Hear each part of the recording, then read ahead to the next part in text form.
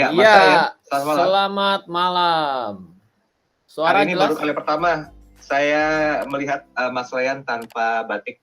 Oh, saya kira tanpa baju. Biasanya berbatik ria ya, Siap. nasionalisnya 3 sekali ya. Gimana Mas Ryan, sehat ya? Ya, alhamdulillah sehat Mas Darius. Selamat Oke, malam juga kepada seluruh smart listeners dimanapun Anda berada. yes. Lagi nikmatin libur nih hari ini ya. Yes, hari ini ada di rumah, suasananya di rumah. Siap. Oke, Mas Ryan, wake up call investasi bodong itu bahasan kita. Jadi Ya, kalau yang saya ingat ya tentang istilah wake up call ketika ya, kita stay di hotel atau itu staycation atau mungkin juga check in untuk perusahaan bisnis, kan ada satu istilah yang namanya wake up call gitu ya. ya, Jadi minta dibangunin jam sekian karena ada meeting atau ya, harus ngejar pesawat dan segala macamnya. Ini kita bahas singkat dulu ya. elaborasinya sesi awal ini. Wake up call untuk investasi bodong itu per definisi seperti apa Mas Ryan? Iya, jadi investasi bodong itu sebenarnya definisi yang paling bisa kita pahami sebenarnya sebagai orang yang berada di instrumen investasi ya, seperti saya gitu. Ya. Bodong itu bila ternyata tidak ada dasar investasinya. Jadi misalnya begini ya Mas Daril, saya bilang, Ya. Mas Daril, saya mau ada sebuah peluang investasi nih. Oh iya, kira-kira saya dapatnya apa? Oh iya, nanti bisa dapat return, let's say kita bilang 50% lah. Kita sebut sesuatu yang sophisticated aja ya. Jadi Ya. kalau Mas Daril taruh 100 juta jadi 150.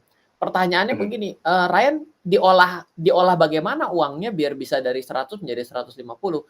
Nggak diapa-apain, saya taruh di dalam lemari saja, nanti di akhir periode saya ambil. Nah, ini benar-benar adalah bodong. Kenapa? Karena tidak ada unsur pengolahannya sehingga uang yang ditempatkan Oke. itu bisa berkembang. Bagaimana Oke. mungkin saya bisa memberikan suatu janji untuk pertumbuhan uang ketika uangnya tidak dikelola, tidak dilakukan sesuatu. Nah, biasanya nggak banyak orang yang melakukan seperti ini dengan cara terus terang, yang bilang, "Oh, diapain? Oh ya saya taruh di lemari." Itu jelas-jelas orang nggak akan mau investasi. Nah, tapi biasanya yang diolah adalah, "Oh iya Pak, ini akan dilakukan penempatan ini, penempatan ini, begini begini begini begini," padahal nggak dilakukan. Jadi boleh dibilang yang namanya bodong itu karena tidak ada unsur pengelolaannya untuk menumbuhkan uang tersebut sesuai janjinya, atau pura-pura dikelola dengan suatu cara, padahal nggak dilakukan yang dijanjikan cara pengelolaannya. Kira-kira seperti itulah yang disebut sebagai investasi bodong. Jadi lebih sifatnya ke arah menjanjikan saja gitu ya Mas Janji Ryan ya? saja dan tidak direalisasikan apa yang menjadi dasar sehingga uangnya bisa tumbuh. Kan tidak mungkin Mas Daril ketika kita taruh misalnya begini, bisa nggak saya itu menumbuhkan uang tanpa saya olah sesuatu? Bisa. Misal saya taruh di deposito, Iya, saya iya. taruh di obligasi negara, Mhm, bisa. mhm, Tapi kan ditanya kembali, akan bisa tumbuh berapa? Kita semua kan sama-sama tahu bila kita taruhnya di tabungan, maka kurang lebih akan mhm, memberikan imbal saat ini 4-5%.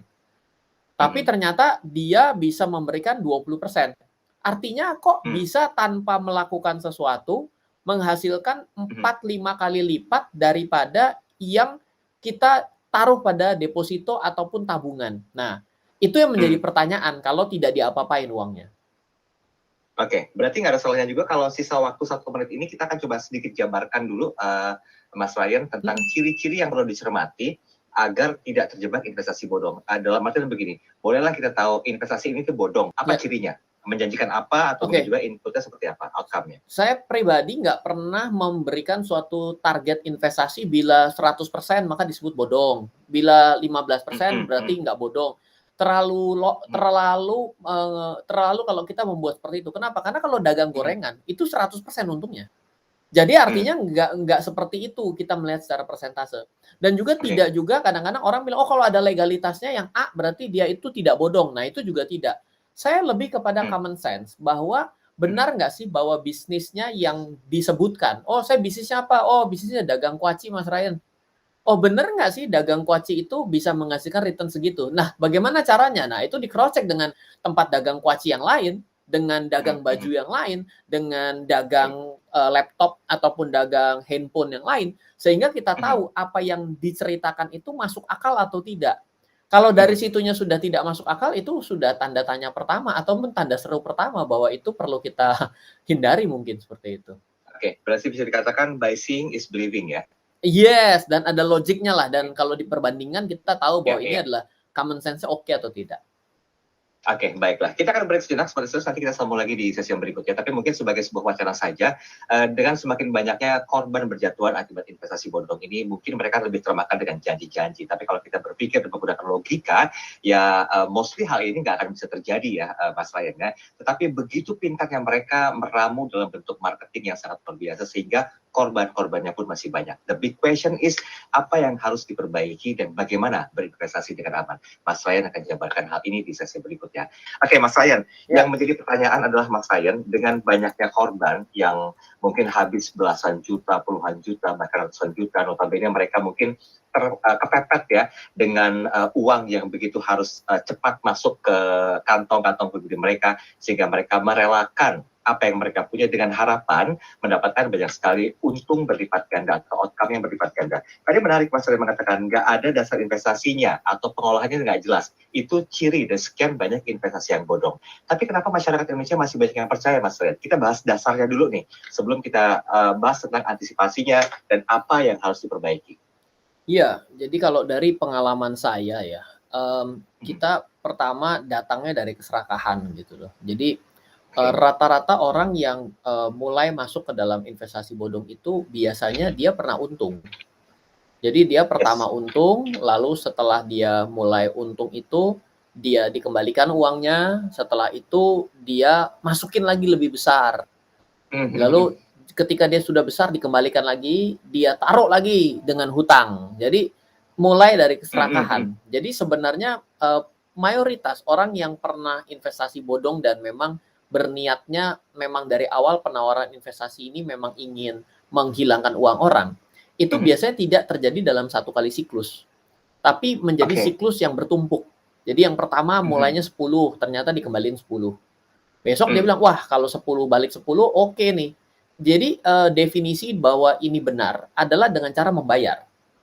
Jadi orang itu terjebak bahwa investasi yang benar adalah investasi yang untung dan menghasilkan uang ke kantong saya, maka apapun di belakangnya tidak peduli.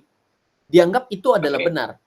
Di mana kita juga itu, iya, dan kita tidak berpikir bahwa di sana itu diolah dengan cara apa, kita nggak berpikir. Bahkan andaikan diolah dengan cara merugikan orang lain pun, kita tidak pedulikan hal itu. Jadi ininya nggak dipakai, logiknya nggak ada. Gitu loh.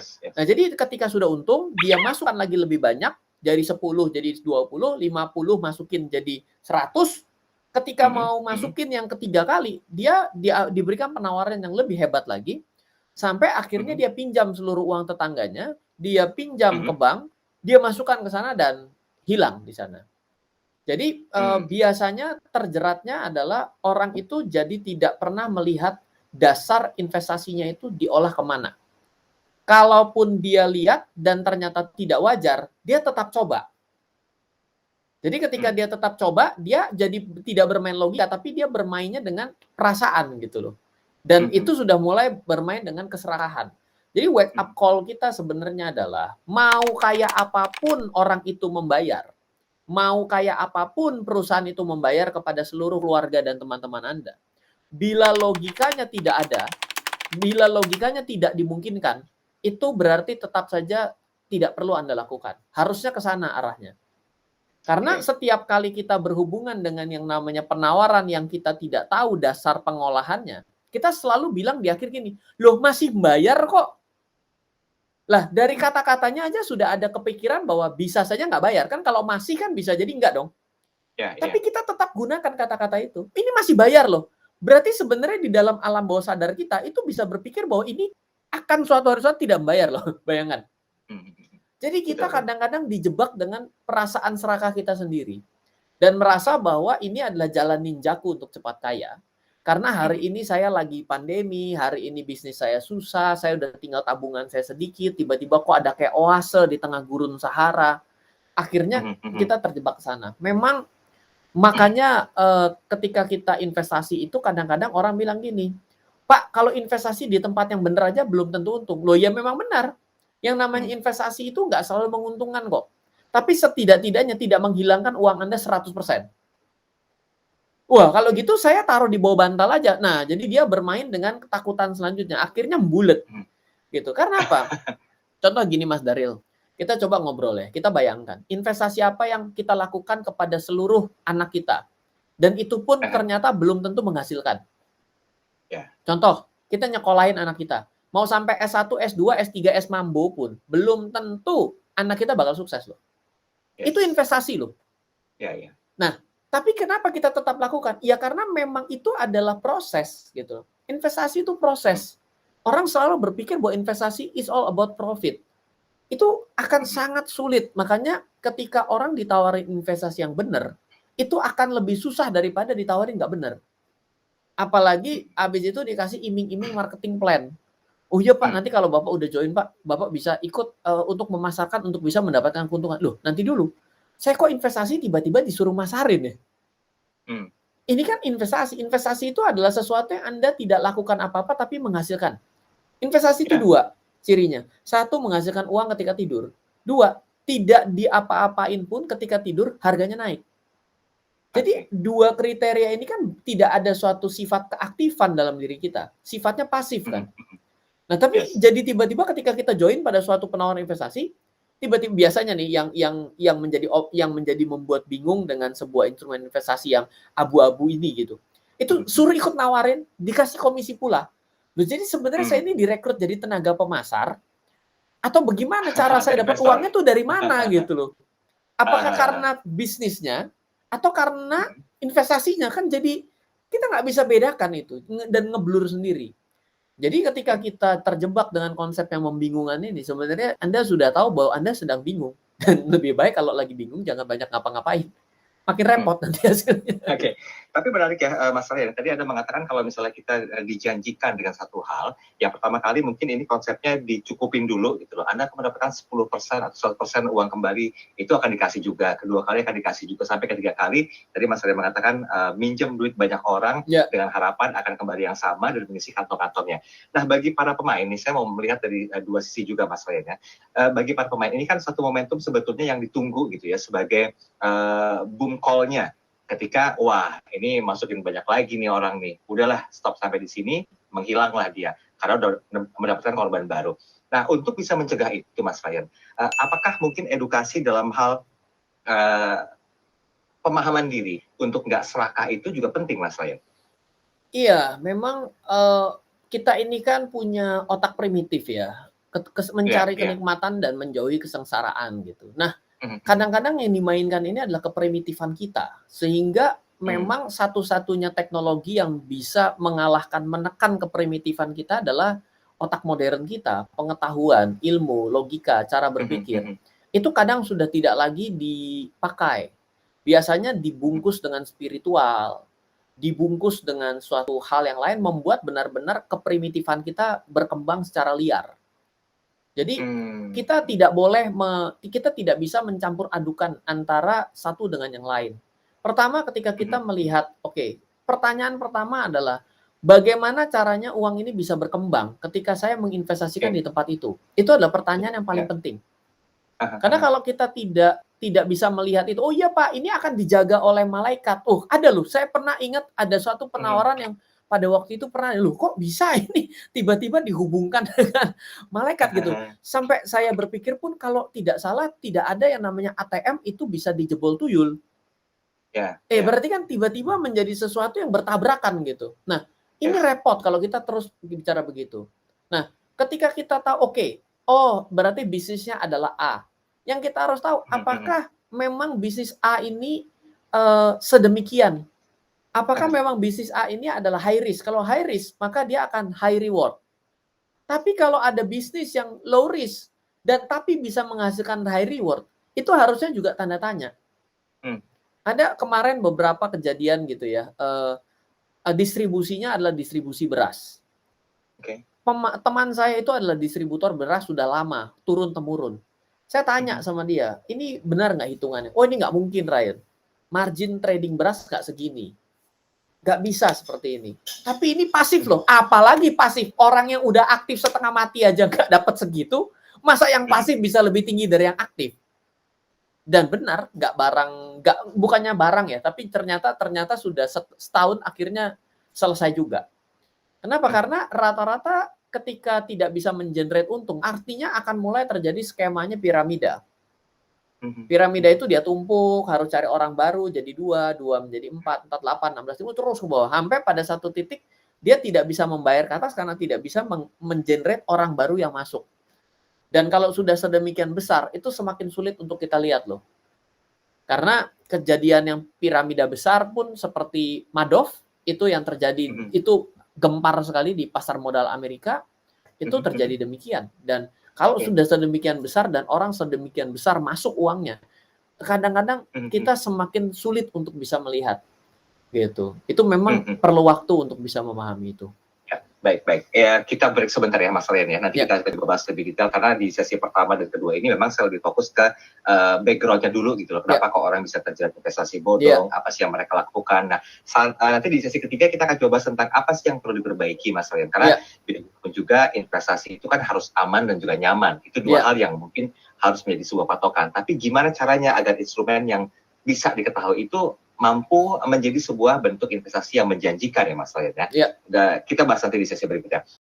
Mungkin bagi, mohon maaf Mas Rian, saya harus mengatakan ini bagi yang sudah pernah menjadi korban itu sebagai sebuah bentuk wake up call juga ya. Tapi nggak ada salahnya juga kalau ada sisi bentuk antisipatif yang perlu menjadi sebuah atensi khusus Mas Rian. Agar ya udah banyak korban udah cukup lah. Tapi jangan menjadi yang berikutnya dengan tertrigger iming-iming atau hadiah-hadiah yang notabene itu cukup menjanjikan. Yang menarik tadi kan yang harus dipahami adalah nggak ada dasar investasi pengolahannya. Itu yang harus kita ketahui. Berarti kita selaku investor dalam tanda petik itu harus jeli dan juga cermat ya Mas Rian untuk bisa paham tentang sebuah instrumen yang akan kita investasikan dengan dana sekian banyak.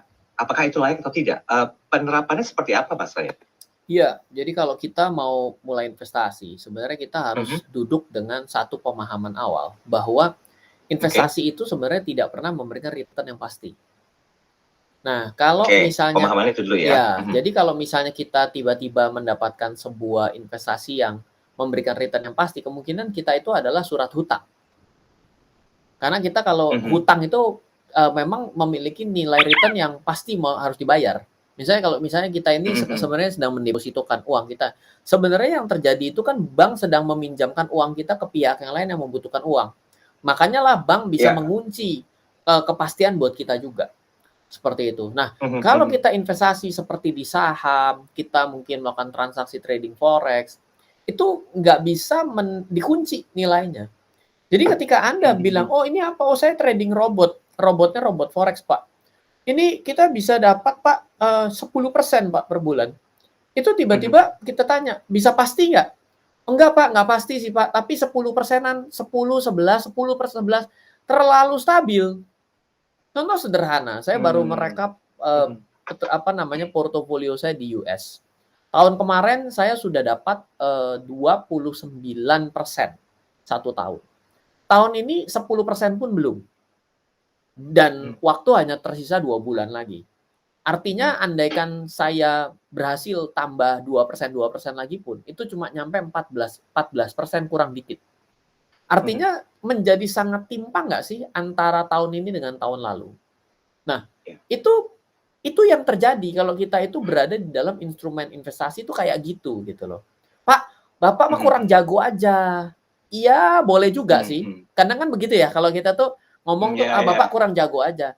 Jangan khawatir. Kenapa? Dosen saya pun dulu, waktu saya kuliah, itu CFA. Jadi ada sertifikasi financial analyst itu di dunia.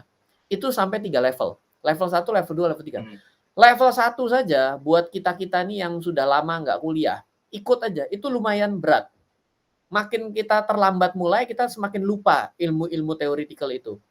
Itu level 3 loh. Dan ternyata dosen saya pun lost di Amerika. Satu contoh itu. Yang kedua, penerima Nobel. Ini yang berhasil melakukan merumuskan Black Scholes model. Itu adalah options Greek di US gitu ya, yang terkenal sekali ya.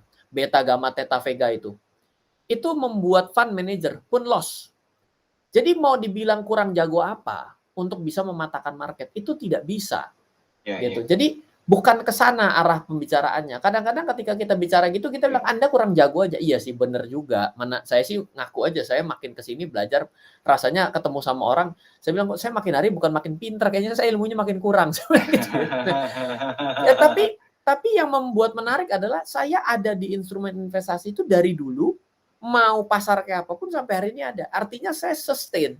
Sustainability itu jauh lebih penting dibandingkan untung itu sendiri. Kenapa? Karena kalau kita sustain pasti kita untung. Kalau kita tidak sustain berarti kita kapok. Kalau kita kapok berarti kita nggak ada. Kalau kita nggak ada berarti kita ngerasa itu rugi kan gitu ya. Jadi memang prosesnya itu adalah memang kita di awal nggak mau belajar, tapi pada akhirnya memang harus belajar. Dan kalau untuk step awalnya, tolong jangan mulai dari sesuatu yang kayaknya dijanjikan. Dan jangan juga nanti Anda bicara, saya ditawarin sama si A, saya percaya deh. Berapa banyak sih Anda mendapatkan penawaran investasi yang datangnya ketok pintu ke depan rumah Anda? Investasi yang benar, itu ngasih komisi yang kecil. Saya kasih tahu rahasianya. Investasi yang benar, itu komisinya kecil. Sehingga nggak worth it marketingnya untuk datang ketok pintu rumah Anda. Ayo, saya coba tanya. Mas Daryl pernah ditanya suruh buka rekening saham di ketok pintu rumah? Ada enggak? Kok enggak? Kenapa? Karena kecil, Pak. Saya kasih tahu ya. Untuk orang itu menjadi agen perantara pedagang efek di bursa, itu fee-nya saja 0,18, 0,28. Kalau 0,28-nya itu 0,1%-nya sudah bayar pajak. Berarti tinggal 0,18 untuk beli dan jual. Itu belum dipotong dengan jasa custody, belum dipotong kustodian central effect. Belum ada potong pungutan. Berarti 0, toh. Dibagi ke tenaga pemasarnya berapa? 30%. Berarti andaikan 50% deh saya baik. 0,09. 0,09% loh. Jadi kalau kita transaksi 200.000, 0,09%, belum nyampe depan pintu rumah Anda pun sudah habis baru ngelangkah dari teras rumah dia. Makanya tidak ada ketok pintu ke depan rumah kita. Ayo, jadi tiba-tiba ini ya ngitungin untungnya sales. Iya. Emang harus transparan juga ya pembahasan kayak gini ya Mas Ryan ya. Iya. Oke, ini sudah ada komentar yang masuk dari Mas Hilmi Aunu. Kan tadi kita kasih pertanyaan di kanal YouTube. Apakah seperti pernah punya pengalaman terjerat kasus atau investasi bodong? Belum, cuma sama teman bodong pernah. Algoritmanya aja. Saya nggak tahu ini konsepnya seperti apa gitu ya. Tapi memang ya harus bisa hati-hati juga sih ya ketika mungkin ada yang menjanjikan satu bentuk investasi, apalagi kayaknya Mas Ryan word of mouth marketing di permasalahan ini nggak berlaku deh ya. Nah makanya kalau bicaranya dari mulut ke mulut ya, konsep ketok tular dan lain sebagainya. Ya misalnya Mas Daryl tiba-tiba nanya, Ryan saya pengen mulai investasi saham, tapi mulainya dari Mas Daryl. Saya mesti buka rekening saham di mana? Ya itu mungkin saya bisa ketok tular gitu. Tapi bukan artinya saya tiba-tiba, Mas Daryl investasi saham dong, menarik loh, bagus sekali. Malah kalau kita begitu dan ternyata Mas Daryl beli malah jadi rugi, kadang-kadang kita jadi musuhan bukan jadi temenan.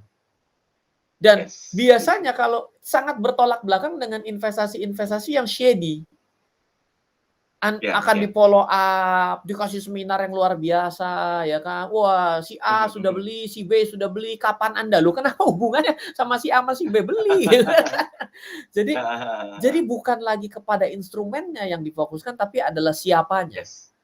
Nah, ini sudah mulai shady. Apakah benar dan salah? Saya nggak bisa jawab ya. Tapi ya inilah, bolehlah kita itu yang penting sebenarnya bukan kepada peluang investasi yang mana, tapi bagaimana mengatur manajemen keuangan. Banyak orang itu bablas-bablasan, artinya dia nggak ngerti tapi naruh ke tempat yang sangat beresiko tinggi, bukannya uangnya dia doang, tapi seluruh uang tetangganya pun dimasukin. Ini kan berarti manajemen keuangan dan manajemen risikonya ngawur-wur kan. Ini yang bermasalah. Kalau Anda punya uang 100% kekayaan, 5% Anda masukin yang ke selebor, emang salah? Ya enggak dong. Tapi hitungan ininya kadang nggak dipakai. Kenapa? Karena dia selalu berpikir, kalau 5% saya masukkan saya dapat sekian, andaikan 100% saya masukkan berapa? Nah, jadi begitu cara ngitungnya. Oh ya, kalau semua dihitung kayak gitu, nggak ada yang pernah kalah gitu. Seolah-olah bener. Gitu. Nanti kalau dia bayar, jangan nyampe setahun, 6 bulan lagi saya sudah balik. Loh, kok investasi itu nggak ada yang jangka pendek loh. Anda investasi emas coba, Anda investasi emas, saya pengen dengar, ada nggak orang investasi emas yang 2 bulan untung? Ada, pasti ada. Tapi berapa banyak orang yang investasi emas menahun? Yang 1-2 Ya. bulan untung tuh cuma hoki saja, lagi beruntung dia. Tapi kalau dia lakukan 10 kali, dia 9 kalinya rugi. Coba aja dicoba. Gitu. Jadi investasi itu pasti ada waktu yang panjang. Nggak bisa Mhm, terlalu cepat menghasilkan bulanan. Bisa menghasilkan mhm, bulanan, tapi berapa besar uang Anda?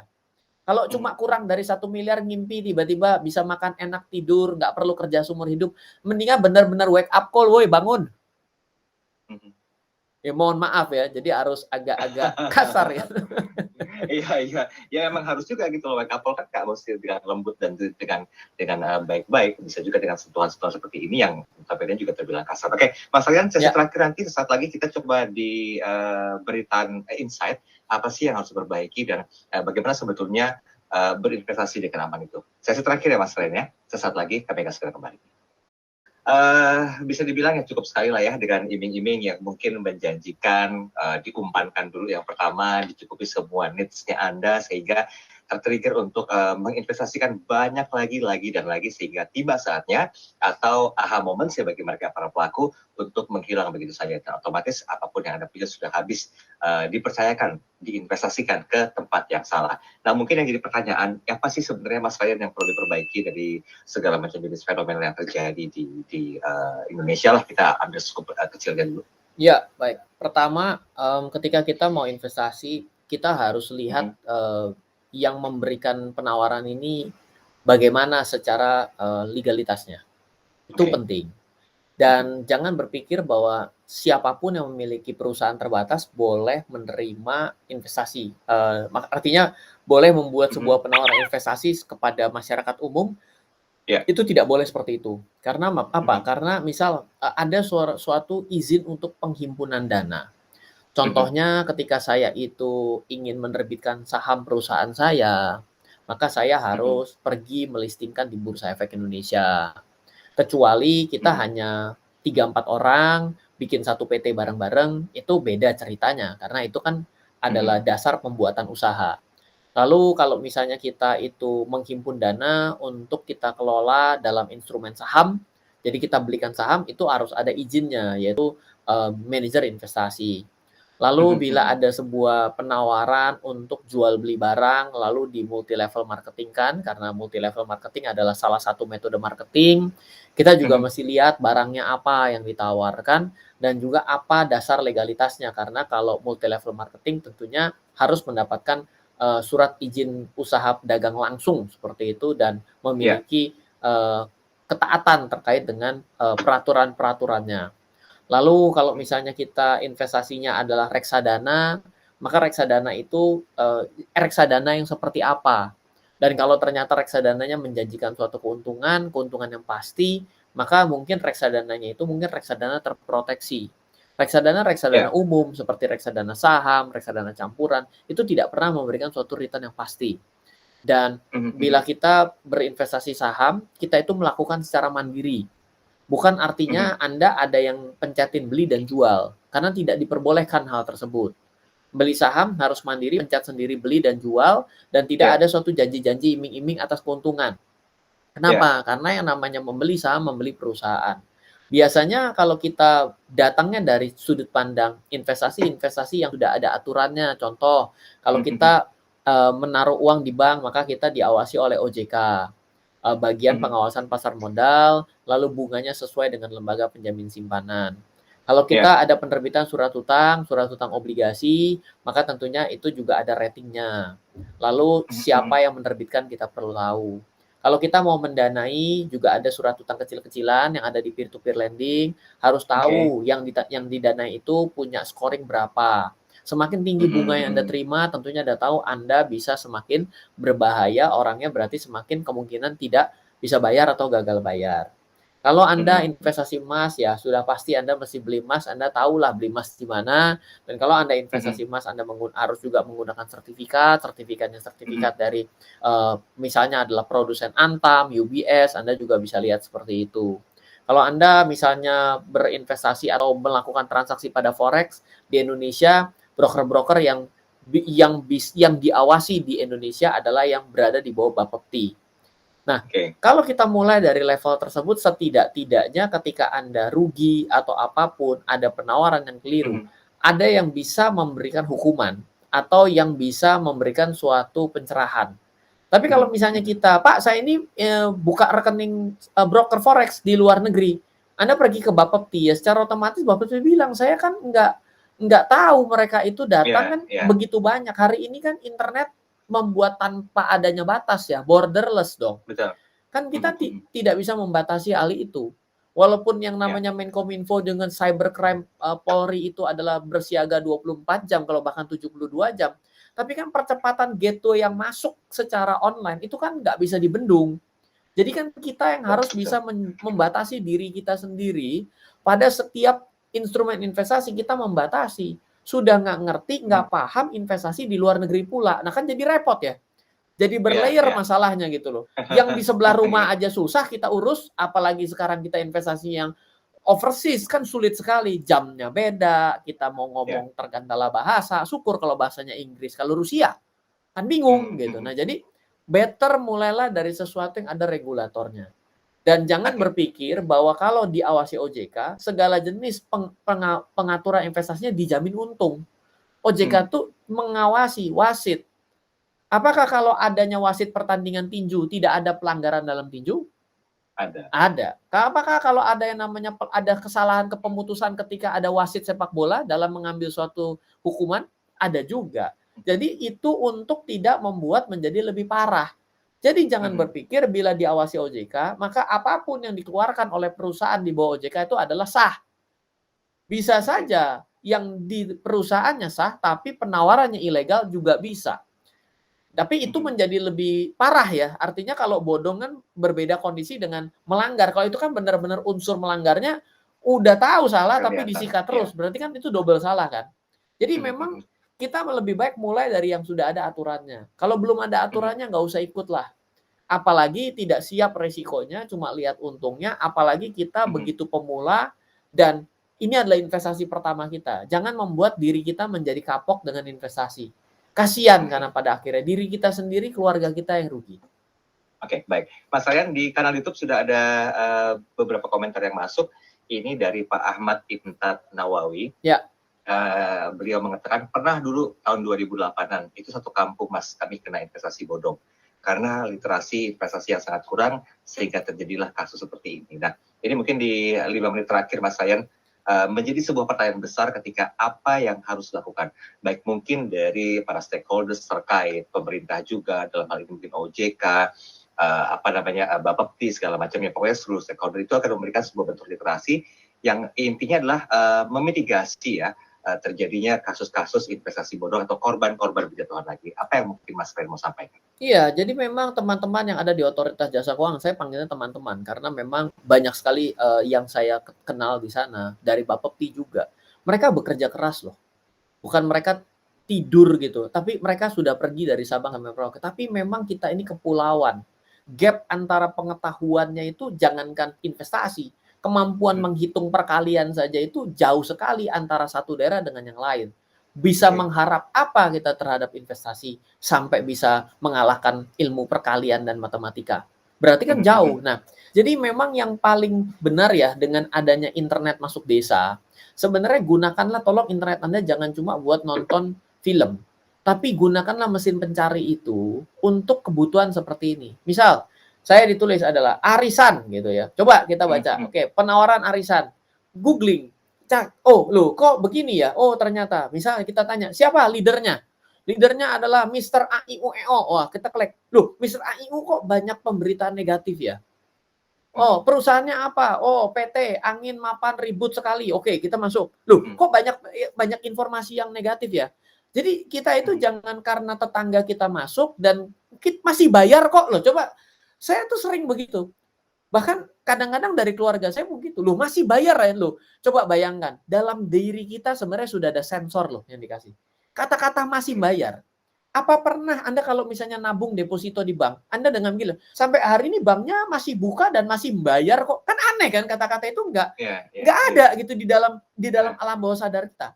Tapi dalam penawaran investasi yang sebenarnya kita itu rada ragu, kita tiba-tiba bisa state kayak gitu loh. Jadi alarm diri kita sebenarnya sudah ada.